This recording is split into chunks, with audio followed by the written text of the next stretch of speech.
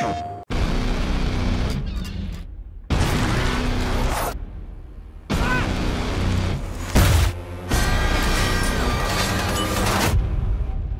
name is John Gibson. I am the president of Tripwire Interactive.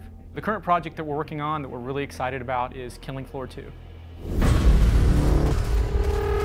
Killing Floor 1 was a very successful game for us. You know, when we put it out, we were still a small studio. I think we had about 10 people, and we had no idea that it was going to explode the way that it did. You hear this term thrown out a lot now, horde shooter. At the time we started developing Killing Floor, you know, there were no horde shooters, so we kind of set the mold there for that kind of game. Put very simply, it's 6-person co-op shooter in first person, you and 5 friends against ever-increasing waves of man-made zombies, you know, mutant freaks that need to be removed from the face of the earth.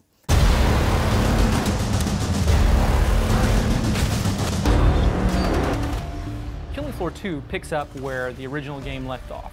In the first game, this corporation Horzine has been doing genetic experiments, and this kind of crazy scientist, Kevin Clamley, has started unleashing these monsters across the UK. At the end of Killing Floor 1, Kevin escapes to Europe through the tunnel over to France. That's where Killing Floor 2 picks up. Now the Zeds, as we call them, the monsters in our game, are rampaging across Europe, destroying just everything in sight. Society has collapsed. Horzine, being the good company that they are, they're going to help pay to clean up the mess. So they're hiring mercenaries to go in and clean up the Zeds. The fan influence on Killing Floor 2 has really been huge, and we were looking for that. I mean, it's kind of, that plays very much to our roots. We started out as a mod team 12, 13 years ago, and that was always about put something out that we think works, see what the reaction is from the fans, and if they tell us it sucks, go back and relook and rethink.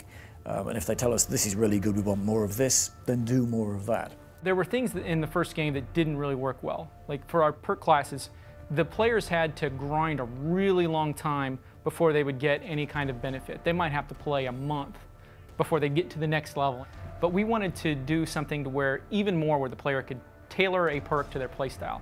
So now we have what's called perk skills. There's 25 levels that you can rank up. And every 5 levels you get a point that you can put in a perk skill, which, you know, it's kind of almost like an RPG light style of system where you're making these difficult choices like, do I want more ammo? Do I want to do more damage?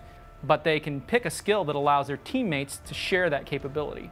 So there's these interesting trade-offs between, do I take something that helps me directly play better, or do I take a skill that helps the team play better? You can clear this batch out. Z time is one of those things that it came out of our propensity for just trying stuff out. Killing Floor is a game that doesn't take itself too seriously.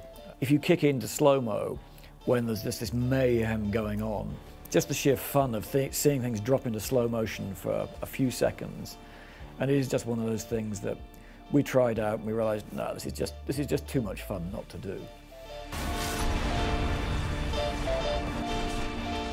After we announced last year in Las Vegas, the reaction was amazing. You know, there was so much demand for a game like this on the PlayStation. We're finally coming up to that point where, as I say, people get their first hands-on, and we're actually going to get that reaction from a completely new group of people. At the end of the day, that's what turns us on about making games, is the reaction from the people. We're engaging with a completely new community, and that's just going to be so amazing. As developers, we have, you know, all the time come up to us, when is your game coming out for the PlayStation? When's it coming out for the PlayStation? So now, just to be able to have this whole fan base that can experience, you know, Z time and these powerful weapon mechanics and these crazy monsters for the very first time, we're excited. We're excited to see their feedback and how they enjoy it when they get their hands on it. Of all the games that we've developed, it's so well suited for the console. It's a game you sit down, you hook up with some of your friends, and you just have this fun gaming experience together. And we think that's going to go really well on a PlayStation 4. Let's call that your warm-up.